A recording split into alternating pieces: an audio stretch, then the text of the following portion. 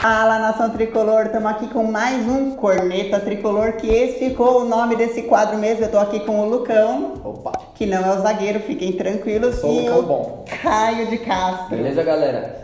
Nós vamos falar agora da queda de Dorival Júnior e da chegada de Diego Aguirre, começando com os dados da queda do Dorival. Bom, o Dorival caiu com 40 jogos no comando técnico de São Paulo. Foram 17 vitórias, 11 empates e 12 derrotas, um aproveitamento ali de 51%. E eu digo que não foi um trabalho bom, não só pelos números, mas como pelo que a gente pôde ver em campo. Comparando com o Rogério Ceni, ele foi melhor no aproveitamento, mas ele teve Hernanes no elenco, não teve grandes baixas como o Rogério teve, e mesmo assim ele não conseguiu ali fazer grandes jogos, com exceção de pouquíssimos, como o Cruzeiro no Morumbi, que não foi um jogo tão bom tecnicamente, o jogo contra o Botafogo no Rio de Janeiro, aquela virada épica, mas fora isso, jogos com placar apertado, dificuldade para fazer gols. E foi o que a gente falou naquele primeiro vídeo do Dorival, já estava na hora de cair, caiu, e agora vem um técnico que pode mudar um pouco do que esse mais do mesmo que a gente vê há muito tempo aqui no São Paulo. Ele não deu a cara de Dorival Júnior ao time. Não deu a cara e fica marcado de um jeito negativo porque ele não é um mau treinador. No Santos ele foi bem, e se ele foi bem num time grande, o cara sabe de futebol, mas não conseguiu aqui no São Paulo desempenhar um bom trabalho, como já não conseguiu nos clubes do Rio, que ele brigou para não cair e etc. Que se esperava que ele repetisse aqui no São Paulo o que ele fez no Santos, de sair da zona de rebaixamento e levar lá para perto do G6. Exato. Só que eu acho que não foi algo tão inesperado assim, porque se for parar para puxar o histórico do Dorival, com a exceção do Santos, que foi onde ele teve o maior sucesso, ele meio que está se especializando em salvar clubes de rebaixamento, porque foi assim com o Palmeiras, foi assim com o São Paulo no passado, foi assim com o Vasco. Então acho que a fama dele de treinador com time ofensivo e tal, acho que é um pouco equivocada, né? Tirando essa... O Santos daquela época, principalmente também. Da época do Neymar, do Ganso, do Robinho, ele mais teve trabalhos de recuperação. Sim, mesmo exatamente. que qualquer outra coisa. Então entrou na zona, chama o Dorival. Chama o Dorival, especialista aí, ó. E o Diego Aguirre, Lucão, o que você tem dele aí? Bom, primeiramente, eu mantenho a minha opinião lá do Corneta Tricolor 1, de que ainda não demitiria o Dorival, apesar de toda a pressão. Você tá falando sério? Apesar daquele clássico horroroso que a gente jogou, eu ainda manteria ele até o fim do estadual. Não manteria, né? Pode me chamar de louco, mas eu manteria. Você ia contra o São Caetano agora com o Dorival Júnior no comando? A princípio sim, E aí, se passar do São Caetano, você tirava? Não. Você ia até o final do estadual? Até o final, até ser eliminado provavelmente, né? Eu ia pagar pra ver. Semifinalzinha ali, clássico. Até aquela semifinal ali pra gente cair pro Santos, que é a tradição. Quero falar pro telespectador que minha mãe está rindo atrás da câmera da cara do Lucão, porque não tem como. Opiniões. Mas vamos lá, vamos dissecar um pouquinho aí a carreira do Aguirre. Pra quem não lembra, na Libertadores do Santos, lá em 2011, ele era o técnico do Peñarol. O Muricy era o técnico do Santos, no final das contas deu Santos, com aquela vitória no Pacaembu, depois teve aquela treta toda habitual dos uruguaios. E aí ele ficou conhecido aqui em solo brasileiro, tanto que um bom tempo depois, 4 anos depois, em 2015, assumiu o Internacional. Teve uma boa campanha, teve um bom desempenho, levou o time à semifinal da Libertadores, perdendo pro Tigres, que tinha um puta timaço, inclusive o Rafael Sobis, Gignac, o francês, entre outros nomes lá.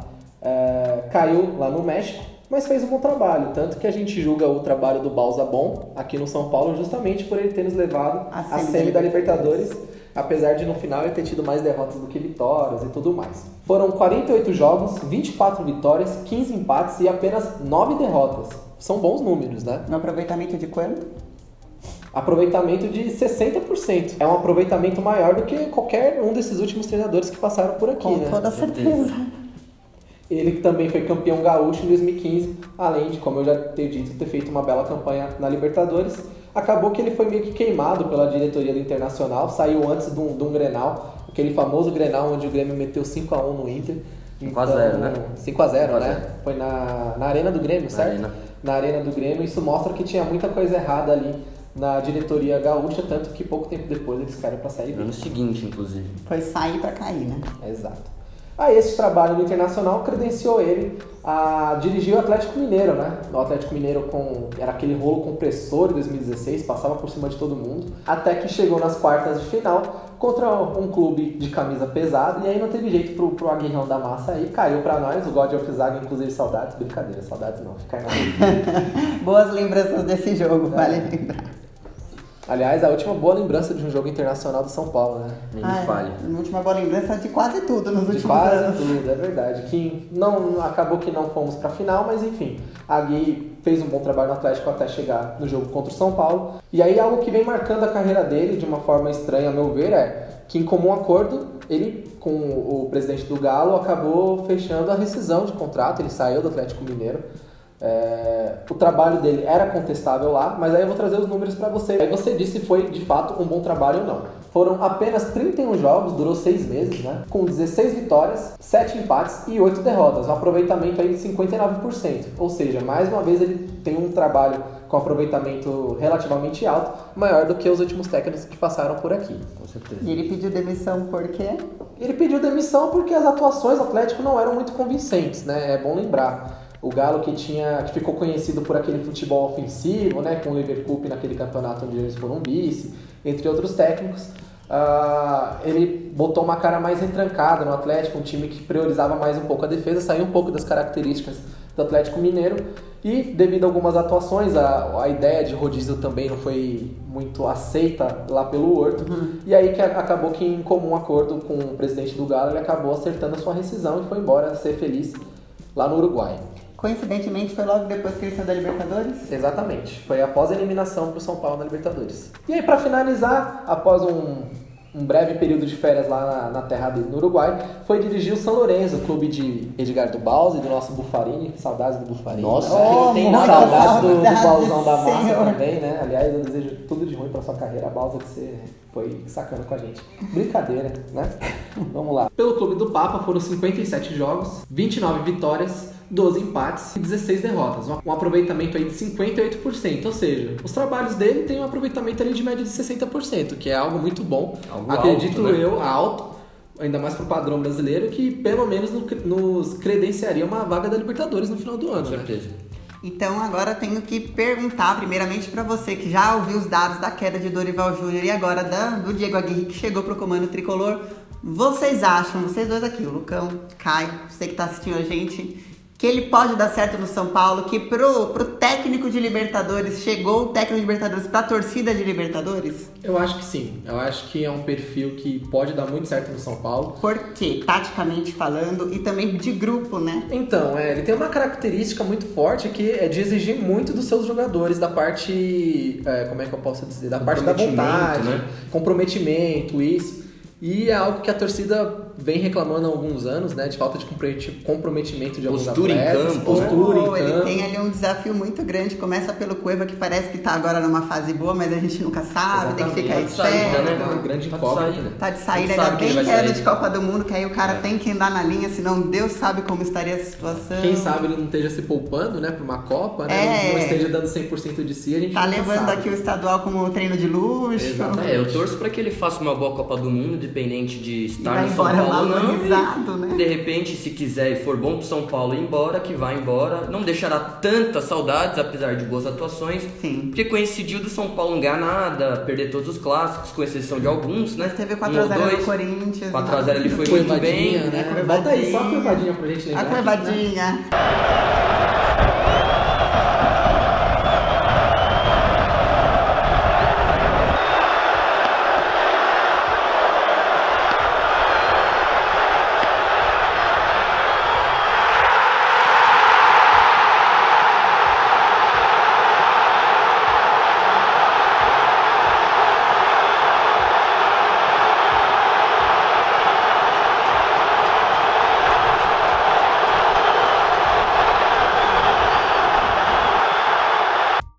E Caio, o que você acha do Diego Aguirre no São Paulo? Então, eu acho que foi uma boa, partindo do ponto de vista que é o nome que a diretoria trouxe. O Lugano apresenta o nome, Ricardo Rocha e o Raí concordam, ninguém se opõe. Conhecem o Diego Aguirre, ele foi o primeiro treinador profissional do Lugano, ele jogou com o Raí, com o Ricardo Rocha em 1990. Então é boa a partir desse ponto de vista que, como eu acredito no trabalho desses três caras no futebol de São Paulo, eu apoio que parta deles e o que eles pensem que pode melhorar o São Paulo. Agora, analisando o nome em si, os trabalhos antigos, eu acho que não seria um bom nome pelo fato de ele não ter, na história dele como treinador, grandes trabalhos. E também por estar um tempo fora de de atividade, tava no São Lourenço agora, tá um tempo sem treinar. Ele tava com 6 meses de férias. 6 meses, mas o futebol é muito dinâmico, muda muito rápido as coisas. Acho que vai dele se ele estudou e se ele acompanhou ele estudou e se preparou. Ele tá fora do Brasil também. Ele tava fazendo uma espécie de estágio com o Simeone no Atlético de Madrid. Então. Teve uma semana de estudos na Europa. E outra coisa que eu acho que contribui para um possível sucesso do Uruguai aqui no São Paulo é que ele conhece o futebol brasileiro. Ele não vem como... a melhor coisa. Exatamente. Ele não vem como o Balsa e como o Osório. Esses sim, saudades. Inclusive, eu gostaria de ver o Osório de volta um dia. De que, né, os caras chegaram aqui e não sabem muito bem como é que é o calendário, como é que é o jogador brasileiro. Não, o Aguirre tem toda essa experiência de Internacional e Atlético Mineiro. Então, ele não vai chegar defasado, né, no sentido de conhecimento. Então, eu acho que é mais um fator que pode contribuir para o sucesso dele aqui. Que, inclusive, foi o que a gente chegou a comentar antes, que se viesse um técnico gringo, tinha todo esse tempo, esse período para o cara entender o futebol brasileiro. Ele não tem esse tempo. E entender os rivais paulistas, né? Sim. Porque, assim, agora ele vai entender um pouco, porque o peso de um Grenal é quase o peso de um São Paulo e Corinthians. Sim. Podemos dizer que tá ali intercalado, porque lá no Sul o pessoal torce pro Grêmio ou pro Inter. Sim. Aqui ainda se divide entre os 4. Entre os 4 não, entre os 3, né? O Santos, a gente não... Você conhece algum santista? Alguns, por aí perdidos. Seu avô tem uns amigos. Meu avô tem uns amigos lá que de vez em quando vão jogar um bocha, dominó ali, uma bocha na praça lá perto de casa. Quando eu passo ali perto do asilo que tem ali no caminho da minha faculdade, aí você vê o pessoal com a camisa bem antiga. Camisa do Pelé, do Coutinho, esses caras aí. E só, desculpa interromper, Laila, só pra apontar aqui uma última coisa que eu concordo com o que o Lucas falou de... Concordo com ele que o Aguirre tem um perfil que o São Paulo talvez precise no momento, que é esse perfil de dar um brilho nos jogadores, dar uma eletricidade para os caras acordarem dentro de campo, porque o time dorme. E com um treinador que é mais ou menos o perfil do Muricy nesse quesito de dar bronca, nesse quesito de ter um cumprimento tático, é um cara que pode chegar e balançar e fazer render alguns nomes que não vinham rendendo. Como, por exemplo, o Valdívia, que está bem e pode dar mais ainda para o São Paulo. O Valdívia que teve o seu auge em 2015 com a própria Aguirre. Vale discutir um pouco isso, porque assim, ontem eu estive no São Paulo, encontrei alguns conselheiros e eles estavam defendendo o nome do Luxemburgo internamente. E a principal, assim, o motivo da defesa, o principal, era que o Luxemburgo era aquele técnico que dá tapa na cara, que bate na mesa, que faz escândalo e tal. Vocês acham que o Aguirre vai conseguir, sem chegar nesse nível, conseguir extrair isso dos jogadores? Olha, eu acho que comparar o comportamento de Aguirre e o Luxemburgo é um pouco diferente, porque o Aguirre não dá tapa na mesa, o Aguirre não tem problema. Mas consegue extrair do mesmo não tem problema com o jogador igual o Luxemburgo teve na carreira dele. E não tem esse... Não digo que é arrogância, mas essa prepotência do Luxemburgo. Eu acho que ele é um pouco mais humilde, justamente por ser um treinador mais novo em relação ao Luxemburgo, de não ter grandes títulos igual o Luxemburgo tem, que hoje o cara vomita, que ele ganhou tudo. Então o Aguirre vai vir com uma casinha fechada, vai conhecer os jogadores. Diz ele que só pensa no São Paulo, apesar daquela cláusula que ninguém entende, que ele pode sair de graça para o Uruguai. Mas a gente confia nele, principalmente em Raí, Ricardo Rocha e Lugano, que trouxeram um nome importante para o São Paulo. Você tocou num ponto importante. O Oscar Tabares, o professor Tabares no Uruguai, provavelmente vai sair após a Copa do Mundo.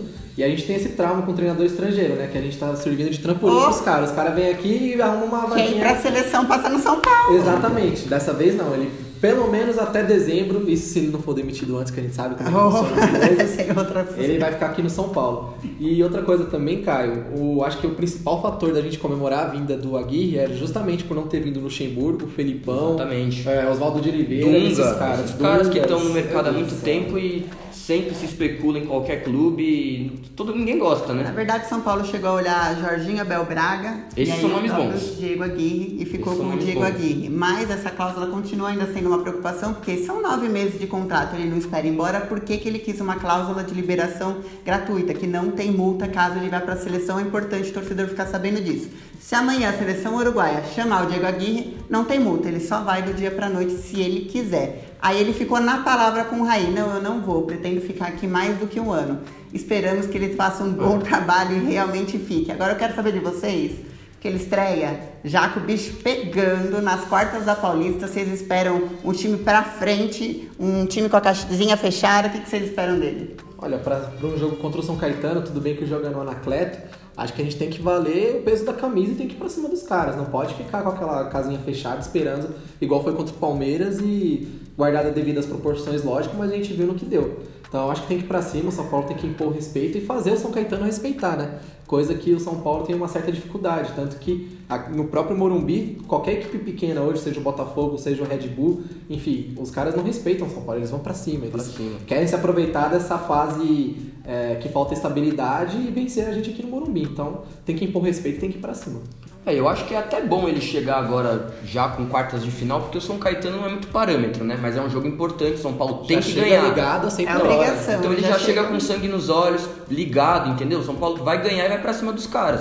Se for lá jogando com 3 volantes, jogando segurando, não é a camisa do São Paulo. O São Paulo é muito maior, muito mais forte que o São Caetano, independente do momento. Então não dá pra ir com casinha fechada, essas coisas. Tem que ir pra cima dos caras. O estilo de jogo dele é, primeiro você conserta a defesa pra depois montar o ataque. Não é o estilo dele que o São Paulo vá com todo mundo pra frente. Sim, não. Mas a gente espera pelo menos que tenha velocidade e o time ganhe no São Caetano, por favor, né? Então se ele começa primeiro na defesa e depois ele vai pro ataque, a gente espera que ele vai pra cima, mas se o primeiro jogo é lá, pode ser que ele comece retrancado e depois do segundo jogo aqui, ele vai pra cima e aí é Morumbi lotado, é casa cheia, é hora de chegar, é hora de você participar. Porque qual foi a principal crítica do torcedor em relação ao Diego Aguirre? Foi falta exatamente de trabalho expressivo, de título. Se o torcedor quiser alguma coisa de diferente no São Paulo, vai ter que fazer igual fez ano passado, de lotar o estádio, e tem que começar agora no primeiro jogo do Aguirre aqui no Morumbi. Exato.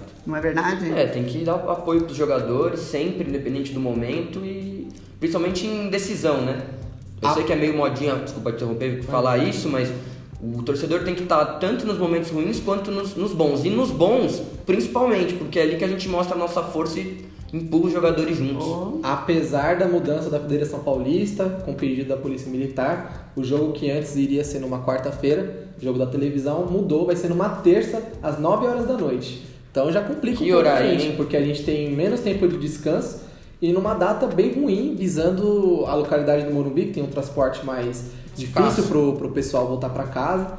Então, apesar de todas essas adversidades, eu acredito no bom público, sim. Ainda mais por se tratar de um mata-mata, né? Um jogo decisivo. Eu vou te dizer, vamos fingir que é terça-feira de Libertadores em casa e transformar o Morumbi em Caldeirão. Sim, isso que eu espero dessa torcida. São Caetano vai virar o Boca Juniors. Time de azul pra cima deles. E é sempre bom falar também que a torcida é um clichê, mas a torcida ela pode ser de fato um 12º jogador. A gente viu várias vezes aqui ano passado, nós ganhamos algumas partidas, não foi os caras, a gente ganhou. A gente que... No grito, na raça, na vibração. O jogo contra o Grêmio aqui no Morumbi, que a gente não ganhou, beleza, a gente empatou, mas se fosse no Morumbi vazio... Não, mas é sério, se fosse no Morumbi vazio, o São Paulo nunca ia empatar aquele jogo. O Grêmio jogando muito mais, né? Jogando muito mais, aquilo ali foi muito na raça. O Grêmio tava muito bem, não é à toa que foi parar no Mundial. Exato, a gente pode ser esse combustível que falta pra dar aquele boom no São Paulo. E agora é a hora certinha, que é a troca de técnico, tem que pegar o Aguirre e o elenco e levar no colo e no grito. Pessoal, considerações finais de técnico, o que vocês acham? Acho que no final o que fica mesmo é esse ponto que eu levantei da diretoria, né? De ser uma carta, não digo carta na manga, mas uma jogada da diretoria, uma aposta. Então, se a gente quer que o futebol do São Paulo renda, o futebol do São Paulo volte a ser vitorioso, a gente depende desses 3 nomes no comando, fazendo rodar, fazendo valer as apostas dele. Então, a gente tem que dar apoio para a diretoria, a gente não está apoiando o Leco, a gente está apoiando o Raí, Ricardo Rocha e Lugano, 3 ídolos... Importante falar isso. 3 ídolos da camisa... 3 ídolos com a camisa do São Paulo e que tem tudo aí para ser ídolo também como dirigentes. Espero eu que a gente possa gritar e é campeão novamente com esses 3 caras ali no nosso comando. Amém. Mesmo que seja um paulista. Não, paulista é lindo. Né? Paulistinha, eu adoro. Pode vir. Considerações finais, Lucão? Bom, acho que no final das contas, resumindo a obra, o Aguirre foi a melhor das opções. Acredito que ele vai pedir alguns reforços ainda, né, gente? Nós vamos ficar espertos aí para qualquer novidade. Precisa dar uma encorpada no elenco, acho que ainda precisa de um centroavante, precisa de mais um cara ali para atuar pelas pontas, enfim. Podemos ter novidades nos próximos dias. Eu confio muito no trabalho da diretoria, do Aguirre, para que no final do ano a gente possa estar comemorando alguma coisa. Pessoal, qualquer nome que chegasse agora seria uma posse, viria pressionado, viria num período muito difícil, que é por isso que a gente está falando novamente que a torcida tem que apoiar. Então o Diego Aguirre, como o Caio falou, foi uma aposta da diretoria que vem com o respaldo do Lugano, Dario Pereira estava lá na apresentação, do Raí e do Ricardo Rocha. Para você que fala mal do presidente Leco, que está lá no Fora Leco, tem que apostar também no Diego Aguirre, porque ele tá ali numa redoma de vidro e não tá blindado pelo Raí, Ricardo Rocha, Lugano, por todos esses, e o Leco não pode entrar no futebol graças a essa barreira que eles estão montando. Então é hora de apoiar mais do que nunca. Deixa aí nos comentários o que você acha da chegada do Diego Aguirre. E um beijo pra vocês. Manda aí também na próxima semana o que vocês querem de assunto pra gente comentar, beleza? Beijão!